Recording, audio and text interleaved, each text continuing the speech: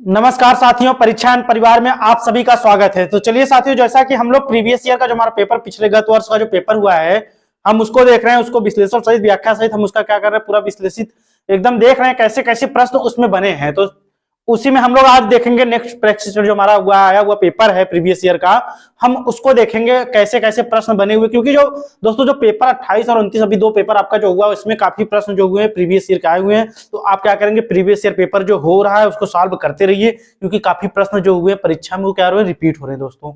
उसी का आपके प्रश्न बन रहे हैं, तो उसको एक जरूर आप ज्यादा से ज्यादा क्या करें, आप प्रैक्टिस करते रहिए। चलिए देखते हैं दोस्तों, लिखा गया है लाखों ठोकरों के बाद भी संभलता रहूंगा। लाखों ठोकरों के बाद भी क्या करूंगा दोस्तों, संभलता रहूंगा। गिरकर फिर से उठूंगा और चलता रहूंगा दोस्तों। ठीक है, लाखों ठोकरों के बाद भी संभलता रहूंगा, गिरकर फिर से उठूंगा और चलता रहूंगा। एकदम दोस्तों एकदम लगातार हम लोग को क्या करना है, वर्क हार्ड वर्क करना है। ठीक है, कठिन परिश्रम करना है और हमको सफलता को प्राप्त करनी है। इसी क्रम हम लोग देखेंगे कैसे कैसे हमारे प्रश्न बने हैं। तो चलिए देख लेते हैं।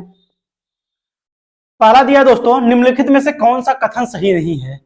निम्नलिखित में से कौन सा कथन सही नहीं है, इसको देखते हैं। पूछा है दोस्तों, पहले ही दे दिया, क्या सही नहीं है दोस्तों, यही पूछ लिया है पहले। तो हम इसको क्या करेंगे, देख लेंगे कौन सा कथन सही नहीं है। तो चलिए देखते हैं, निम्नलिखित में से कौन सा कथन सही नहीं है।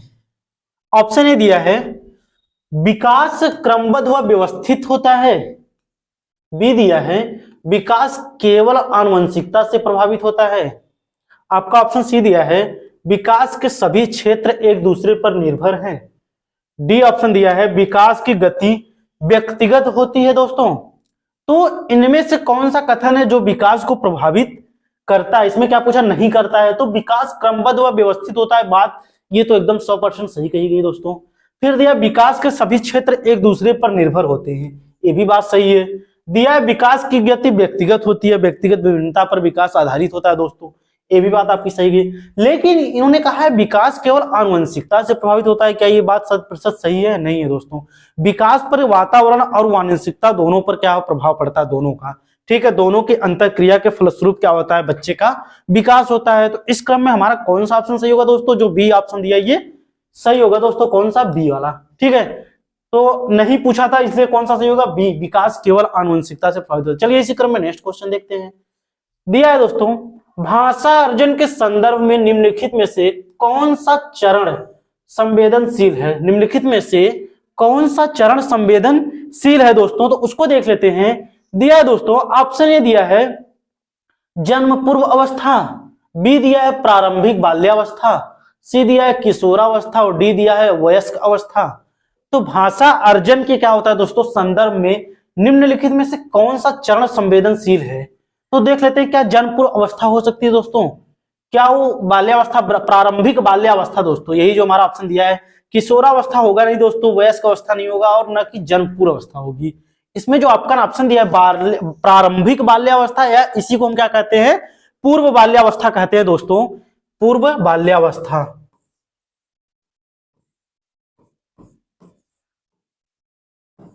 पूर्व बाल्यावस्था दोस्तों इसको हम कहते हैं। इसको क्या कहा गया दोस्तों कि इसी को क्या कहते हैं, जैसे खिलौने की आयु इसी कहते हैं ना, खिलौने की आयु।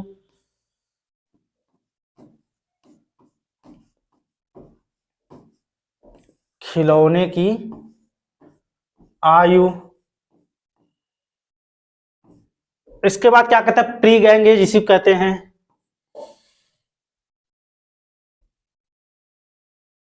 प्री गैंग एज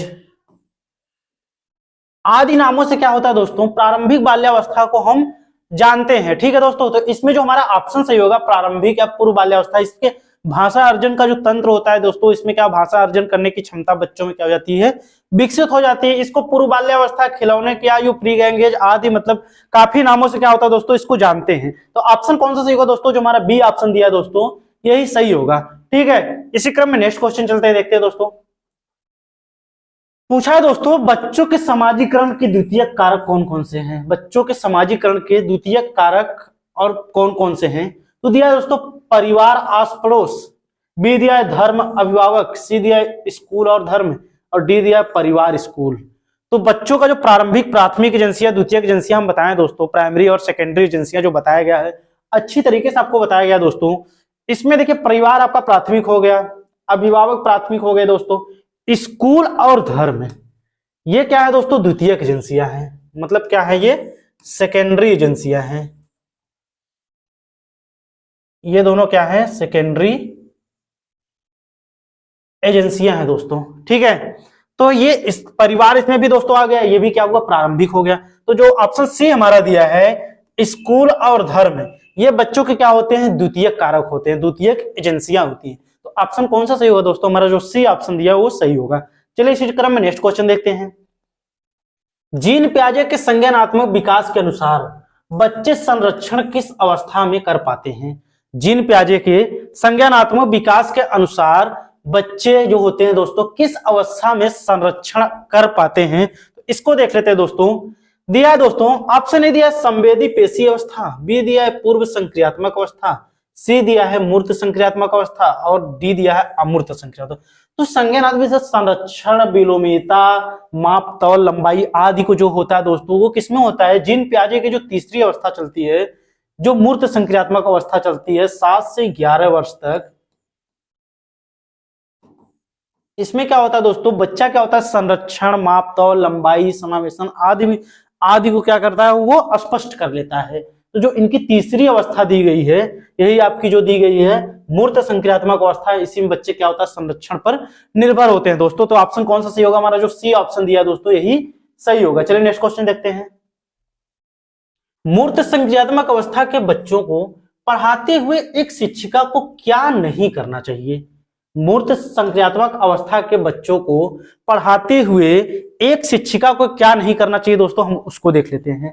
तो दिया है दोस्तों वर्गीकरण के मौके देना, बी दिया है ऐसी समस्याएं देना जिनमें अमूर्तता की आवश्यकता हो, सी दिया है क्रमित करने के कार्य देना, डी दिया है मूर्त संसाधन देना।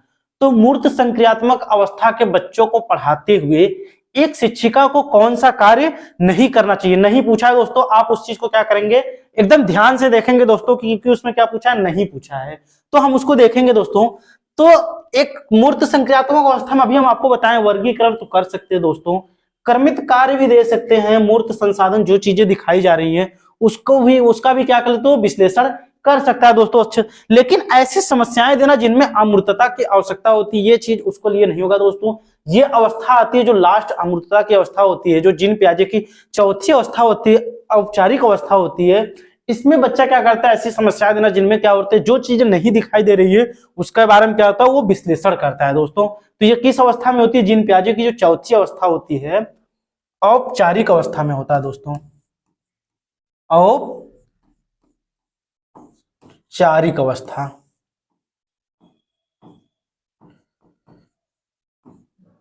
ठीक है, औपचारिक अवस्था होती है दोस्तों 11 से 15 वर्ष तक ही चलती है। तो इसमें क्या होता है, बच्चे को ये ऐसे कार्य मतलब एक शिक्षिका को क्या नहीं करना चाहिए, तो यही होता है दोस्तों ऐसी समस्याएं देना जिनमें अमूर्तता की आवश्यकता हो दोस्तों, इस चीज को नहीं देना चाहिए। चलिए नेक्स्ट क्वेश्चन देखते हैं। इसी क्रम में दिया है 4 से 5 साल की उम्र के बच्चे अक्सर अपने आप से बातचीत करते हैं, लेव वाइगोस्की के अनुसार यह बात क्या कहलाता है। दिया दोस्तों 4 से 5 साल की उम्र के बच्चे अक्सर अपने आप से बातचीत करते हैं, लेव वाइगोस्की के अनुसार यह क्या कहलाता है, हम इसको देखते हैं। तो दिया है दोस्तों, पहला ऑप्शन दिया है उनकी आत्म केंद्रिता को दर्शाता है, बी दिया है उनके संज्ञानात्मक विकास में बाधा डालता है, सी दिया उनके सामाजिक विकास में बाधा डालता है, डी क्या दिया है उनके अपनी सोच नियमित करने में क्या करता है दोस्तों, मदद करता है। 4 से 5 साल की उम्र के बच्चे जो होते हैं, लेव वाइगोस्की जो हमारे हैं, सामाजिक सांस्कृतिक विकास का सिद्धांत इन्होंने दिया है। इन्होंने इसमें क्या बताया दोस्तों, बच्चे जो स्वयं से बातें करते हैं, स्वयं का जो परीक्षण निरीक्षण करते हैं, उसको क्या कहा, खुद की मतलब स्वयं के द्वारा जो कार्य करते हैं उसको इन्होंने प्राइवेट स्पीच कहा है दोस्तों। क्या कहा है, प्राइवेट स्पीच, निजी वाक कहते हैं दोस्तों इसको।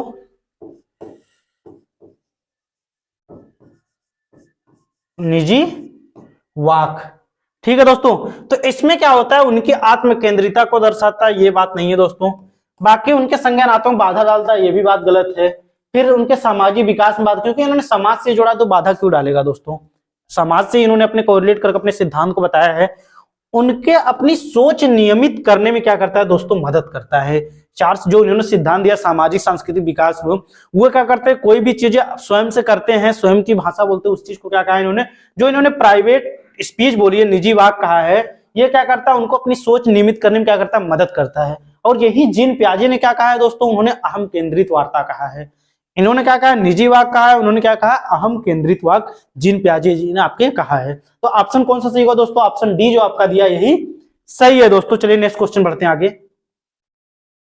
निम्न में से किसने जोर दिया कि व्यक्तिगत विकास को सामाजिक और सांस्कृतिक संदर्भ के बिना दिया दोस्तों नहीं समझा जा सकता है। निम्न में से किसने जोर दिया है कि व्यक्तिगत विकास के सामाजिक और सांस्कृतिक संदर्भ के बिना क्या होता है दोस्तों, नहीं समझा जा सकता है। उस चीज क्या होता है, नहीं समझा जा सकता है। कि किसने बात की दोस्तों, आपको अच्छी तरीके से आपको पता होगा सामाजिक सांस्कृतिक विकास की बात आपके किसने की है, तो आपके लेव वाइगोस्की जो हैं उन्होंने सामाजिक सांस्कृतिक विकास का सिद्धांत दिया है। तो जाहिर सी बात ऑप्शन ए दिया है लेव वाइगोस्की, बी दिया है जीन पियाजे, सी दिया है वीएफ स्किनर, डी दिया लॉरेंस कोहलबर्ग। तो भाई जो सामाजिक और सांस्कृतिक जोड़कर बिना बच्चे के, अगर सही बात इन्होंने कही दोस्तों कि बिना समाज के, बिना संस्कृति के बिना बच्चे का विकास नहीं हो सकता दोस्तों, क्योंकि वो व्यवहार के द्वारा अपने समाज अपनी संस्कृति से काफी चीजों को सीखता है। तो इस हिसाब से कौन सा ऑप्शन सही होगा दोस्तों, ऑप्शन ए जो हमारा दिया यही सही होगा। चलिए इसी क्रम नेक्स्ट क्वेश्चन देखते हैं। दिया है दोस्तों, लॉरेंस कोहलबर्ग द्वारा प्रतिपादित नैतिक विकास के किस स्तर पर व्यक्ति यह तर्क देते हैं कि केवल समाज ही तय कर सकता है कि क्या सही है क्या नहीं। लॉरेंस कोहलबर्ग द्वारा प्रतिपादित नैतिक विकास के किस स्तर पर व्यक्ति यह तर्क देते हैं कि केवल समाज ही डिसाइड कर सकता है क्या सही है क्या गलत, इस चीज को क्या वही डिसाइड कर सकता है। देख लेते हैं, ऑप्शन देख लेते हैं। ऑप्शन ए दिया आज्ञा पालन एवं दंड अभिविन्यास, बी दिया अच्छा लड़का एवं अच्छी लड़की अभिविन्यास, सी दिया है अधिकारिता एवं सामाजिक क्रम व्यवस्था अभिविन्यास, डी दिया है सार्वभौमिक नैतिक सिद्धांत अभिविन्यास। तो दोस्तों जो विकास इन्होंने समाज केवल सही या गलत मान रहा है, इसको तो आज्ञा पालन दंड अभिन्नता कोई बात ही नहीं कहेगी। अच्छा लड़का अच्छी लड़की की भी बात नहीं दोस्तों। बात इन्होंने अधिकारिता एवं सामाजिक क्रम व्यवस्था अभिविन्यास, यही दोस्तों आपकी जो सी ऑप्शन दोस्तों यही से होगा। किसमें, क्योंकि इसमें इन्होंने क्या माना है, समाज जो चीज मतलब कानून जो चीज निर्धारित करता है वो क्या करता है, उसको सही मानता है, उसको हम क्या कर सकते हैं, गलत साबित नहीं कर सकते दोस्तों। उसमें जो कुछ भी रहता है बच्चे को क्या लगता है ये चीज, हाँ यही चीज सही है, क्या करता है, जो चीज समाज में चलती रहती है वही चीज क्या होती है, सही होती है। बाकी ये भी आपका ऑप्शन गलत हुआ। तो कौन सा ऑप्शन सही हुआ दोस्तों, जो सी ऑप्शन दिया है वही सही है। ठीक है, चलिए इसी क्रम में नेक्स्ट क्वेश्चन हम लोग देखते हैं। निम्नलिखित में से कौन सी व्याख्या हार्वर्ड गार्डनर द्वारा प्रतिपादित तार्किक गणितीय बुद्धि का उल्लेख करती है। निम्नलिखित में से कौन सी व्याख्या हार्वर्ड गार्डनर द्वारा प्रतिपादित तार्किक गणितीय बुद्धि क्या करती है, उल्लेख करती है। ऑप्शन देख लेते हैं। दिया है मानवीय अस्तित्व के मामलों पर सोचने को सामर्थ्य व संवेदनशीलता, बी दिया ध्वनि व ताल के प्रति संवेदनशीलता, सी दिया स्थानों के पैटर्न को पहचानने व उनमें फेरबदल करने की क्षमता। ध्यान दीजिएगा दोस्तों, तार्किक गणितीय बुद्धि पूछा है। डी क्या दिया है, समस्याओं को तर्कपूर्ण तरीके से विश्लेषण करने व मसलों की वैज्ञानिक दृष्टि से विवेचन करने की क्षमता। दोस्तों इसमें यही ऑप्शन क्या होगा, ज्यादा आपका सही होगा दोस्तों। बाकी ये सब मानवीय अस्तित्व के मामले में सोचने की क्षमता ये गलत है दोस्तों। ध्वनि ये भी गलत है, इसमें ये भी आपका गलत। इसमें क्या होता है, समस्याओं को तार्कपूर्ण तरीके से मसलों को हल करने की, क्योंकि गणितीय तार्किक बुद्धि में होता है दोस्तों, जो सवाल वाल होते हैं उसको क्या करते हैं, ये सब चीजें हल करने में क्या होती है, आसानी होती है। ऐसे लोगों में क्या होता है, गणितीय बुद्धि तीव्र होती है। ऐसे लोग गणितीय वैज्ञानिक आदि चीज क्या होते हैं, बनते, इंजीनियर बनते हैं, ऐसे लोग ये सब बनते हैं। तो समस्याओं को तर्कपूर्ण तरीके से मतलब किसी भी समस्या का समाधान करने के लिए, उसका विश्लेषण करने के लिए, वैज्ञानिक मसलों को हल करने के लिए, ये सब, इन सब में कौन सी बुद्धि पाई जाती है, तो तार्किक गणितीय बुद्धि आप में पाई जाती है। और हार्वर्ड गार्डनर ने दोस्तों 1983 में आपका बहुबुद्धि का सिद्धांत दिया था, जिसमें इन्होंने 9 प्रकार की बुद्धि बताई है, जिसमें आपका एक गणितीय बुद्धि भी शामिल है दोस्तों। तो इसमें गणितीय बुद्धि में समस्याओं को शामिल हल किया, आसानी से सॉल्व कर सकते हैं। तो ऑप्शन कौन सा सही होगा दोस्तों, जो डी ऑप्शन दिया है हमारा सही है। चलिए नेक्स्ट क्वेश्चन बढ़ते हैं। एक प्रगतिशील कक्षा में अधिगम, एक प्रगतिशील कक्षा में अधिगम कैसा होता है, अंतःक्रिया व संवाद द्वारा होता है, बी दिया है शिक्षकों से अधिगमकर्ताओं द्वारा एक तरफा प्रसारण के रूप में होता है। सी दिया है निष्क्रिय अभिग्रहण द्वारा होता है। डी दिया है केवल अधिगमकर्ता की जिम्मेदारी होती है कि शिक्षकों की कोई भूमिका नहीं है। तो एक प्रगतिशील कक्षा में अधिगम तभी तो होगा दोस्तों जब जैसा वातावरण रहेगा उसी प्रकार प्रगतिशील शिक्षा भी रहेगी दोस्तों। तो उसमें क्या होता है, अधिगम शिक्षकों से अधिगमकर्ताओं द्वारा एक तरफा प्रसारण नहीं होता दोस्तों। निष्क्रिय की बात ही नहीं कही गई दोस्तों, निष्क्रिय अगर हो जाएगा तो प्रगतिशील कक्षा कहलाएगी नहीं। इसके बाद केवल अधिगमकर्ता नहीं होगा दोस्तों, उसमें क्या होता है अंतःक्रिया व संवाद द्वारा होता है। एक अधिगम जो प्रगतिशील प्रगतिवादी कक्षा होती है, संरचनावादी कक्षा होती है दोस्तों, उसमें क्या होता है कि बच्चा क्या रहता है, बच्चे और शिक्षक दोनों क्या होते हैं एक्टिव रहते हैं एकदम, कोई भी अंतःक्रिया साथ साथ उस चीज को करते हैं दोस्तों। और उसमें सबसे बड़ी चीज होती है बात संवाद चर्चा परिचर्चा आदि चीज अगर करेंगे तो कक्षा का वातावरण भी अच्छी तरीके से बना रहेगा और बच्चे को सीखने में भी आसानी होगी। तो ऑप्शन कौन सा सही होगा दोस्तों, ऑप्शन जो हमारा ए दिया है दोस्तों यही सही है। चलिए नेक्स्ट क्वेश्चन बढ़ते हैं। दिया कथन, कथन देख लेते हो दोस्तों क्या दिया, गणित के शिक्षकों को लड़कियों से कक्षा में बहुत कम अपेक्षा रखनी चाहिए। क्या गणित के शिक्षकों को कक्षा में लड़कियों से बहुत कम अपेक्षा रखनी चाहिए दोस्तों, क्या ये बात सही है? देख लेते हैं दोस्तों तर्क क्या दिया दोस्तों, लड़कियों में गणित को समझने की आनुवंशिक क्षमता नहीं होती है। क्या ऐसा होता है दोस्तों? तो बात तो दोनों देखिए कथन भी गलत है और तर्क भी क्या इन्होंने गलत ही दिया है, तो दोनों गलत हैं दोस्तों। तो जहां ऑप्शन हमारा जो दोनों गलत होंगे, क्योंकि गणित के शिक्षक को लड़कियों से कक्षा ऐसा कभी नहीं करना चाहिए दोस्तों, समावेशी कक्षा हमारी ये कभी नहीं करती है। और लड़कियां लड़के सब क्या होते हैं एक बराबर होते हैं, कोई किसी में कमजोर नहीं होता है। ठीक है दोस्तों, सीखने की अलग अलग क्षमताएं होती, बाकी पैदा सब एक जैसे होते हैं, आनुवंशिकता सबकी एक जैसी होती है, बस केवल सीखने की क्षमताएं क्या होती हैं सब में अलग अलग होती है। कभी ऐसा नहीं सोचना चाहिए। और एक समावेशी शिक्षा इस चीज को एकदम विरुद्ध मानती है दोस्तों, क्योंकि उसके लिए सारे बच्चे एक समान होते हैं, चाहे वो लड़की हो चाहे लड़का। लड़की भी गणित सीख सकती है, लड़का भी गणित सीख सकता है। ठीक है दोस्तों, तो इसमें दोनों ऑप्शन जहां दिए होंगे आपको वही गलत होंगे दोस्तों। ए और गलत है दोस्तों, ये तो ऐसे ही ए सही है, दोनों सही है, कहा दोनों सही है, सही है, लेकिन ए और आर दोनों गलत है दोस्तों। यही ऑप्शन आपका सही है डी, क्योंकि यहाँ पर बात सही, शिक्षक लड़कियों में बहुत कम अपेक्षा, क्यों अपेक्षा रखेंगे शिक्षक, भाई वो तो कक्षा में हो तो सबको बराबर सिखाएंगे ना, तो बात तो ये भी गलत है। लड़कियों को आनुवंशिकता क्षमता नहीं होती दोस्तों, ऐसी कोई बात नहीं कही गई है, तो दोनों गलत है। तो ऑप्शन कौन सा सही होगा, डी जो ऑप्शन दिया वही सही होगा। चलिए नेक्स्ट क्वेश्चन चलते हैं। दिया है दोस्तों भाषा के संदर्भ में राष्ट्रीय शिक्षा नीति 2020 किस पर बल देती है। भाषा के संदर्भ में राष्ट्रीय शिक्षा नीति किस पर बल देती है दोस्तों, हम उसको देख लेते हैं, किस चीज पर उन्होंने बल दिया है। हम क्या करेंगे दोस्तों, उसको देखते चलेंगे, मतलब क्या चीज कहा है। तो राष्ट्रीय शिक्षा नीति जाहिर सी बात उन्होंने क्या कहा है दोस्तों, पहली बात कही बहुभाषिकता बात कही है, एक भाषावाद, कि पूरे देश में निर्देश का माध्यम अंग्रेजी हो, कि पूरे देश में निर्देश का माध्यम हिंदी हो। क्या ऐसी बातें उन्होंने कही है दोस्तों, तो इसको देख लेते हैं दोस्तों। तो राष्ट्रीय शिक्षा नीति जो हमारी क्या है, एक भाषावाद एकदम नहीं कही दोस्तों, और निर्देश माध्यम अंग्रेजी नहीं मानी, ना कि हिंदी मानी। इन्होंने क्या माना, बहुभाषिकता माना दोस्तों, बहुभाषी, क्योंकि बच्चे क्या होते हैं कक्षा में बहुभाषी होते हैं।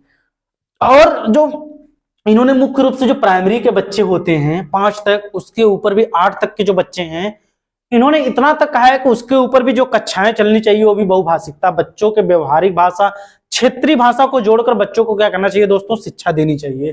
ठीक है, तो ये बहुभाषी जो हमारा होगा, जो बहुभाषी कक्षा होगी, क्योंकि बच्चों क्या होते हैं उनकी बोलियां भाषा अलग अलग होती है, इसलिए हमको सभी बच्चों के सभी भाषाओं को क्या करना, सम्मान देना चाहिए कक्षा में, और उनको जिस तरीके से वो सीखना चाहिए उसी तरीके उनको सिखाना चाहिए। तो ऑप्शन कौन सा चाहिए दोस्तों, हमारा जो ए सही है वही ऑप्शन सही है। ठीक है, ए वाला।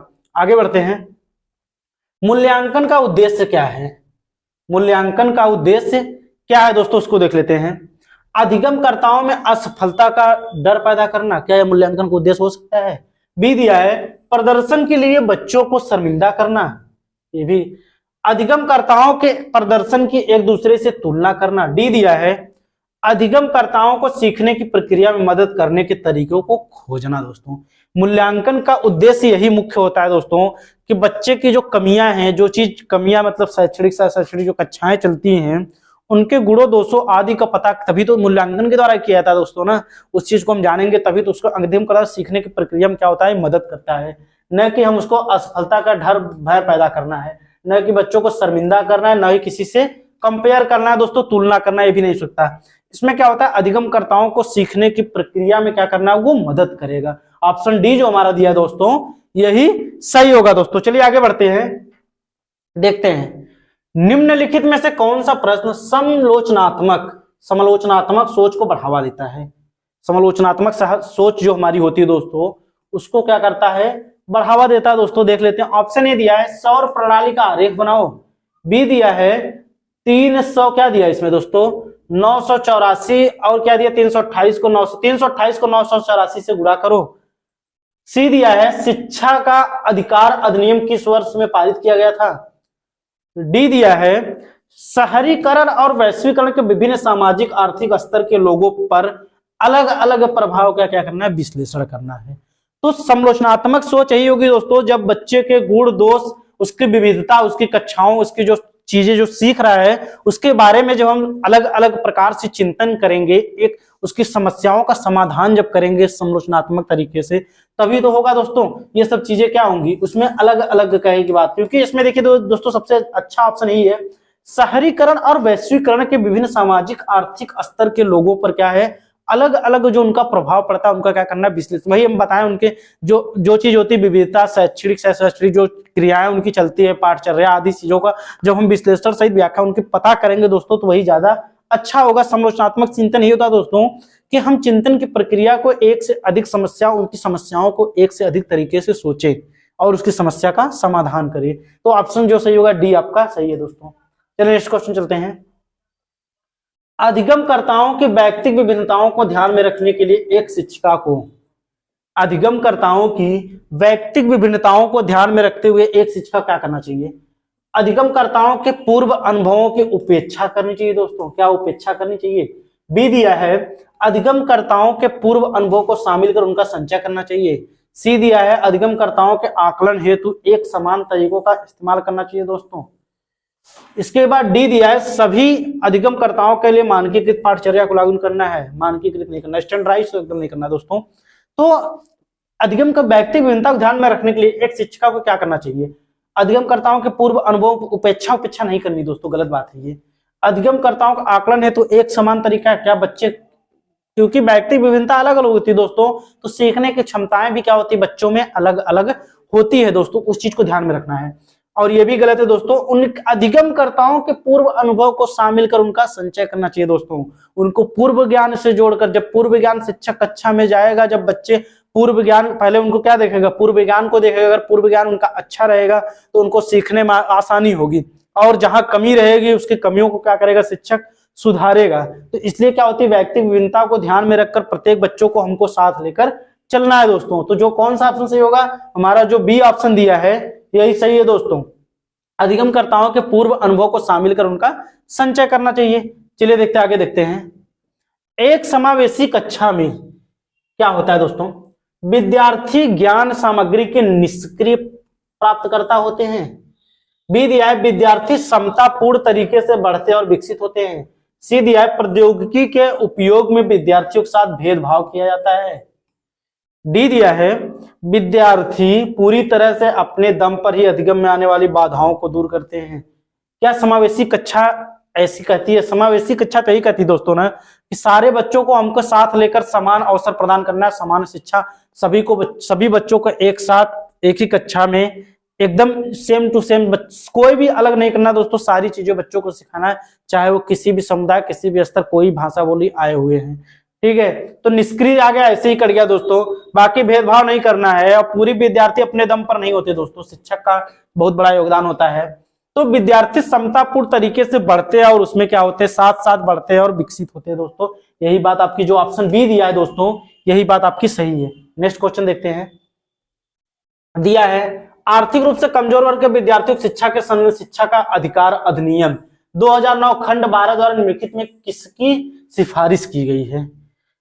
आर्थिक रूप से कमजोर वर्ग के जो विद्यार्थी उनकी शिक्षा के संबंध में शिक्षा का अधिकार अधिनियम 2009 खंड द्वारा 12 द्वारा किसकी निम्नलिखित सिफारिश की गई है। केवल सरकारी विद्यालयों में दाखिला मिलेगा दोस्तों, बी दिया है निजी विद्यालयों में आरक्षण, सी दिया केवल व्यवसायिक शिक्षा का प्रावधान, डी दिया है क्या उनके लिए अलग विद्यालय, तो आर्थिक रूप से जो कमजोर वर्ग के विद्यार्थी हैं दोस्तों, उनके संबंध में हमारी जो RTE 2009 खंड 12 द्वारा इसमें क्या हुआ है, जो 25% जो आरक्षण प्रदान किया गया दोस्तों, कितना आरक्षण प्रदान किया, 25% क्या हुआ है, ऐसे बच्चों जो कमजोर वर्ग से आते हैं उनको आरक्षण प्रदान किया गया है दोस्तों। इसमें क्या कहते हैं, और हमारी समावेशी शिक्षा भी कहती है दोस्तों कि सबको साथ साथ लेकर क्या करना है, शिक्षा ग्रहण करना है। और इसमें कुछ मानक नियम दिए गए हैं, जिससे कहा गया है कि बच्चे जो प्राथमिक बच्चे होंगे 1 से 5 तक उनकी घर से दूरी कितनी होगी, 1 किलोमीटर होगी। अगर वो उच्चतर होंगे भाई तो उनकी कितनी होगी, 3 किलोमीटर, 2 से 3 किलोमीटर होगी दोस्तों। ये सब चीजें, ऐसे कुछ नियम,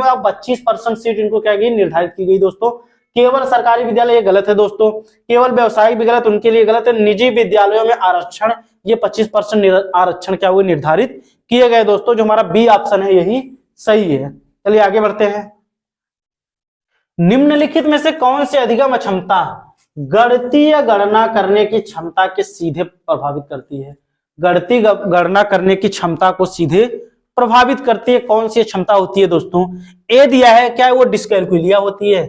बी दिया है डिस्ग्राफिया होती है। सी दिया है डिसलेक्सिया होती है। तो डी दिया है डिस्प्रेक्सिया होती है। तो गणितीय क्षमता, जैसा कि दोस्तों आपको अच्छे से पता होगा, जिन बच्चों में गणितीय क्षमता होती है वो क्या करते हैं, गुणा भाग जोड़ घटाना आदि करने में असमर्थ।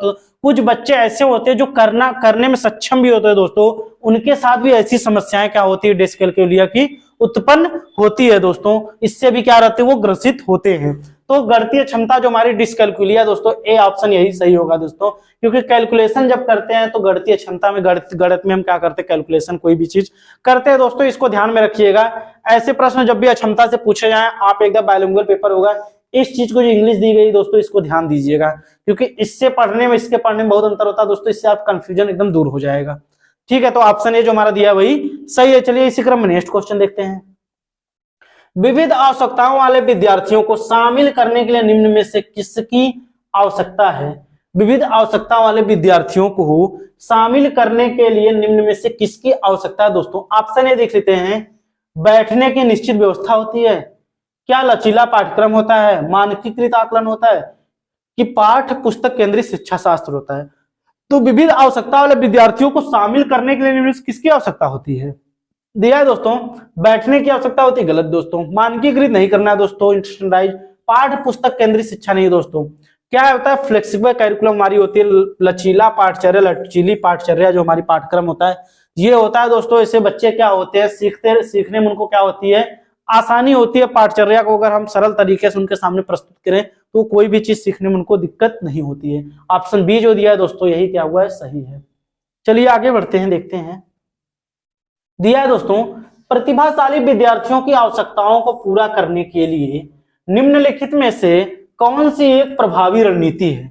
प्रतिभाशाली विद्यार्थियों की आवश्यकताओं को पूरा करने के लिए निम्नलिखित में से कौन सी एक प्रभावी रणनीति है दोस्तों? हम इसको देख लेते हैं। ऑप्शन ए दिया है, उनसे बहुत सरल और आसान प्रश्न पूछें। क्या ये प्रतिभाशाली विद्यार्थी की क्षमता दिखा रहा है दोस्तों? बी दिया, उन्हें चुनौतीपूर्ण और उच्च क्रम के कार्य सौंपे। सी दिया, जानकारी को समझने के लिए अतिरिक्त समय दें। डी दिया, क्या उनसे सफलता की कम उम्मीदें रखें। ये तो एकदम गलत बात है दोस्तों। जो प्रतिभाशाली हमारे बच्चे होते हैं उनसे सफलता कम उम्मीद नहीं रख सकते हैं, ना कि उनको अतिरिक्त समय दे सकते हैं, ना उनसे बहुत सरल आसान कार्य पूछ सकते हैं। क्योंकि प्रतिभाशाली बुद्धि जो होती है, टर्मन के अनुसार उनकी बुद्धि लब्धि कितनी होती है, 140 से ऊपर होती है दोस्तों। और इसमें सबसे बड़ी बात कही गई दोस्तों, प्रतिभाशाली हो किसी भी संगीत क्षेत्र में, कला क्षेत्र में, विज्ञान क्षेत्र में आदि में, क्या ऐसे बच्चे आपके निपुण रहते हैं दोस्तों। तो ऐसे प्रतिभाशाली बच्चे जो होते हैं वो किसी चुनौतीपूर्ण उनको कार्य दिए जाए, उसको कार्य करने के लिए उसको क्रम को सौंपा जाए कि आप इस चीज को कर सकते हैं। ठीक है दोस्तों, तो बी वाला जो ऑप्शन हमारा है यही सही है दोस्तों, को उन्हें चुनौतीपूर्ण और उच्च क्रम के कार्य क्या होंगे, सौंपे। आगे चलते नेक्स्ट क्वेश्चन देखते हैं। विद्यार्थियों में अधिगम को सुसाध्य करते समय शिक्षक को निम्नलिखित में से किस रणनीति से बचना चाहिए दोस्तों? ठीक है, किस रणनीति से बचना चाहिए? विद्यार्थियों में अधिगम को सुसाध्य करते समय शिक्षक को निम्नलिखित किस रणनीति से बचना चाहिए? ऑप्शन ए दिया, संकल्पना मानचित्रण। बी दिया है खोजी अधिगम। सी दिया है सहज अनुमान लगाना। डी दिया है निष्क्रिय नकल। तो ये सब चीजें बातें सही है दोस्तों, तीनों आपकी। ये निष्क्रिय नकल, इन सब चीजों से हमको क्या करना चाहिए दोस्तों, बचना चाहिए। ठीक है, एक कक्षा में विद्यार्थियों को अधिगम को सुसाध्य, सुव्यवस्थित बनाने के लिए, अच्छा बनाने के लिए, बेहतर बनाने के लिए दोस्तों हमको निष्क्रिय नकल को क्या करना चाहिए, रोकना चाहिए दोस्तों, इसी से हमको क्या करना चाहिए, बचना चाहिए। जो ऑप्शन डी दिया है दोस्तों यही हमारा सही है दोस्तों। चलिए आगे बढ़ते हैं। अर्थपूर्ण अधिगम को सुसाध्य करने हेतु सूचना प्रसंस्करण का निम्नलिखित में से कौन सा तत्व सहायक है? अर्थपूर्ण अधिगम को सुसाध्य करने हेतु सूचना प्रसंस्करण का निम्नलिखित में से कौन सा तत्व सहायक है? ए दिया है गैर संदर्भित विकिरण, बी दिया है विस्तारण, सी दिया है उद्दीपन प्रतिक्रिया अनुबंधन, डी दिया है रटकर याद करना। क्या अर्थपूर्ण अधिगम को अगर हम सुसाध्य कर रहे हैं दोस्तों, उसके लिए क्या सूचना, गैर संदर्भीकरण नहीं होगा दोस्तों, क्योंकि हमको ये नहीं करना, उद्दीपन प्रतिक्रिया नहीं होगा, रटकर याद करना नहीं, उसको क्या करना है दोस्तों, विस्तारण करना। अगर विस्तारण करके कोई चीज, विस्तृत करके कोई चीज, उसके अर्थ को क्या होना है, अगर हम कोई चीज विस्तृत करके बताएंगे, उसको फिर समझाएंगे, जोड़ तोड़ कर उसको समझाएंगे, तो अच्छी तरीके से उसको चीज को सीखेगा और उसका जो सीखना होगा वो क्या होगा, सार्थक होगा दोस्तों। ठीक है, तो ऑप्शन कौन सही होगा, जो बी ऑप्शन दिया यही सही है दोस्तों। चलिए इसी क्रम में आगे बढ़ते हैं। नेक्स्ट क्वेश्चन देखते हैं। एक नया विषय पढ़ाना शुरू करने से पहले, एक नया विषय पढ़ाना शुरू करने से पहले एक शिक्षक के लिए यह जानना महत्वपूर्ण है। एक नया विषय पढ़ाना शुरू करने से पहले एक शिक्षक के लिए जानना महत्वपूर्ण है। ए दिया है बच्चे पहले से क्या जानते हैं, बी दिया है सामान्य भ्रांतियां, सी दिया है विषय वस्तु सीखने के लिए पूर्व इच्छाएं, डी दिया है विद्यार्थियों की पसंदीदा अधिगम शैली। तो एक कक्षा में जब नया विषय पढ़ाने के कोई शिक्षक जा रहा है तो सबसे जरूरी बात दोस्तों कही गई है, बच्चे पहले से क्या जानते हैं। बिल्कुल सही बात है दोस्तों, क्योंकि अगर बच्चे के हम पूर्व ज्ञान के बारे में अगर जानकारी ऐसे मतलब जाएंगे कक्षा में, अगर उनको पूर्व ज्ञान उनका अच्छा रहेगा तो उनको अगर हम कोई चीज नई सिखाएंगे तो अच्छी तरीके से सीखेंगे दोस्तों, उनका नया ज्ञान भी अच्छा रहे, बात सही है दोस्तों। और उनके अंदर जो सामान्य भ्रांतियां है दोस्तों, उसको क्या करना है, उसको देखकर उनकी भ्रांतियों को हमको कम करना है, ये भी बात सही है। विषय सीखने के लिए पूर्व इच्छाएं, ये भी जो अपेक्षाएं रखती है विषय सीखने के लिए, भी हमको ध्यान रखना है। बाकी दिया विद्यार्थियों को पसंदीदा अधिगम शैली, विद्यार्थी जिस विधि के द्वारा सीख रहे हैं हमको उसको ध्यान में रखकर क्या करना है, कक्षा में पठन पाठचर्या के जो कार्यक्रम होगा उसको करना है दोस्तों। तो ऑप्शन जो हमारे चारों दिए, चारों सही है, देखते हैं किसमें सही है। तो डी ऑप्शन जो हमारा दिया है दोस्तों 1 2 3 4, यही ऑप्शन क्या होगा, सही है दोस्तों। चलिए आगे बढ़ते हैं। दिया दोस्तों सीखने के लिए संरचनात्मक उपागम के द्वारा निम्नलिखित में से किसे बढ़ावा दिया जाता है। सीखने के लिए संरचनात्मक उपागम के द्वारा निम्नलिखित में से किसे बढ़ावा दिया जाता है। ऑप्शन ए दिया है प्रतिपादक शिक्षण, बी दिया है पूछताछ आधारित शिक्षण, सी दिया है शिक्षण की व्याख्यान विधि, डी दिया रटकर याद करना। तो सीखने के लिए संरचनात्मक उपागम के द्वारा क्या करना है दोस्तों, तो रट कर कोई चीज हम नहीं बता सकते, व्याख्यान विधि गलत है दोस्तों, प्रतिपादक शिक्षण नहीं है दोस्तों, उसमें क्या करना, पूछताछ आधारित शिक्षण प्रक्रिया को हमको चलाना है दोस्तों। इससे क्या होगा, सीखना क्या होगा, सीखने को बढ़ावा मिलेगा और सीखना क्या होगा, अस्थायी होगा दोस्तों। बच्चे कोई भी चीज सीखेंगे तो उनको अच्छे से समझ में आएगा। तो जो हमारा जो बी ऑप्शन है यही सही है दोस्तों। चलिए नेक्स्ट क्वेश्चन देखते हैं। एक शिक्षिका विद्यार्थियों से उनकी स्वयं की चिंतन प्रक्रियाओं के बारे में सोचने के लिए कह रही है, वह विद्यार्थियों के बीच किस तरह के कौशल विकसित करने पर ध्यान केंद्रित कर रही है। एक शिक्षिका विद्यार्थियों से उनकी चिंतन प्रक्रियाओं के बारे में क्या कर रही है दोस्तों, सोचने के लिए क्या कर रही है, उनको प्रेरित कर रही है, सोचने के लिए कह रही है, तो वह विद्यार्थियों के बीच किस तरह के कौशल को विकसित, देख लेते हैं दोस्तों। ऑप्शन ए दिया क्या, घोषणात्मक कर रही है, घोषणात्मक, बी दिया अधिसंज्ञानात्मक, सी दिया प्रतिक्रियात्मक, डी दिया है जब चिंतन करेगा दोस्तों तो घोषणात्मक से कोई मतलब नहीं है, प्रतिक्रिया कोई शब्दार्थ सिमेटिक्स कोई चीज नहीं, वो क्या करे अधिसंज्ञानात्मक। दोस्तों इसमें कोई चीज होती है, बच्चा शिक्षिका क्या कर रही है, जैसे कोई भी विषय वस्तु होती है उसको चिंतन करेगा, उस चिंतन से जोड़ के करेगा, विषय वस्तु को विषय वस्तु से जोड़कर देखेगा, तर्क करेगा, तर्क को मतलब समस्या समाधान को तर्क से, आदि चीजों क्या करता है अधिसंज्ञान, मतलब अपने दिमाग में एक एक चीज करके वो समस्या का समाधान करता है दोस्तों, इससे चिंतन शक्ति उसकी मजबूत हुई। तो ऑप्शन जो हमारा बी दिया दोस्तों यही सही है। चलिए नेक्स्ट क्वेश्चन देखते हैं। अक्षरों की एक लंबी श्रृंखला को यादगार और सार्थक भागों में समूहित करके याद रखने की रणनीति क्या कहलाती है। अक्षरों की एक लंबी सरल श्रृंखला को यादगार और सार्थक बनाने में समूहित करके याद रखने की रणनीति क्या कहलाती है। ऑप्शन ए दिया समावेशन, बी दिया खंडीकरण, सी दिया अनुबंधन, डी दिया अभिसंज्ञान। तो समावेशन नहीं होगा दोस्तों, अनुबंधन भी नहीं हो रहा है, अभिसंज्ञान, क्योंकि यहाँ पर चंकिंग अर्थात खंडीकरण हो रहा है दोस्तों। क्योंकि इसमें क्या होता है, कोई भी टॉपिक होती है, कोई भी विषय वस्तु, उसको हम छोटे छोटे भागों में, टुकड़ों में तोड़ करके उसको क्या करेंगे, फिर विश्लेषण उसका जोड़ करके पूरी मतलब विषय वस्तु को क्या करेंगे, सूचना को, किसी सूचना को एकत्रित करके जोड़ करके उसको अगर हम सिखाएंगे, पहले खंडीकरण करके फिर अगर जोड़ करके उसके बारे में हम बताएंगे, तो सीखना हमारा क्या रहेगा, अस्थायी रहेगा दोस्तों। और ऐसे में क्या होगी, वो चीज सीखने में एकदम सार्थक साबित होगी। तो चंकिंग होता है दोस्तों, चंकिंग, इसको याद रखिएगा, खंडीकरण। ऑप्शन जो बी दिया हमारा यही सही है। चलिए नेक्स्ट क्वेश्चन देखते हैं। नए स्पष्टीकरण तैयार करना, लक्ष्य प्राप्त करने के लिए पहले सीखे गए नियमों के सरल अनुप्रयोग से परे और परिणामों का मूल्यांकन करना। निम्न में से जाना किसके महत्वपूर्ण भाग हैं। मतलब स्पष्टीकरण तैयार करना, लक्ष्य प्राप्त करने के लिए सीखे गए नियमों को सरल अनुप्रयोग से परे और परिणामों का मूल्यांकन करना आदि चीज किसका भाग है। देखते हैं दोस्तों, क्या वो समावेशन का भाग है, क्या उसमें भ्रांति का भाग है, क्या वो समस्या समाधान है, कि रट कर याद करना दोस्तों। तो समावेशन नहीं है दोस्तों, ना कि भ्रांति है, ना कि रट कर। ये क्या है दोस्तों, समस्या समाधान है, प्रॉब्लम सॉल्विंग है दोस्तों। क्योंकि हम किसी भी स्पष्टीकरण को तैयार करेंगे और लक्ष्य प्राप्त करने के लिए सीखे गए नियमों को सरल अनुप्रयोग और परिणामों का मूल्यांकन करेंगे दोस्तों, वो हमारी समस्या होती है। तो समस्या को क्या करेंगे, हम उसको तोड़ मरोड़ कर उसका समाधान करेंगे, चिंतन करेंगे, तर्क वितर्क करके उसका समस्या को अपना समाधान करेंगे। तो वो हमारी क्या है, एक समस्या समाधान है दोस्तों। ऑप्शन सी जो वही सही है दोस्तों। दिया दोस्तों अभिकथन, शिक्षकों को किसी संप्रत्यय से वैकल्पिक अवधारणाओं की उपेक्षा करनी चाहिए। भ्रांतियां अत्यंत गलत होती हैं और तर्कहीन चिंतन प्रक्रिया दर्शाती हैं। क्या शिक्षकों को किसी वैकल्पिक अवधारणाओं की उपेक्षा करनी चाहिए दोस्तों, उपेक्षा नहीं करनी दोस्तों। और भ्रांतियां अत्यंत गलत होती है, तर्कहीन चिंतन प्रक्रियाशीलता को दर्शाती है, ये भी बात गलत है। क्योंकि भ्रांतियां अत्यंत गलत नहीं, क्योंकि इससे क्या होता है दोस्तों, हम कुछ ना कुछ चीजों को सीखते रहते हैं, इसको हमको दूर करना है। अरे दिया है दोनों सही है, दोनों ये भी गलत है दोस्तों, ये भी गलत हो जाएगा दोस्तों आपका, और बी भी गलत हो जाएगा।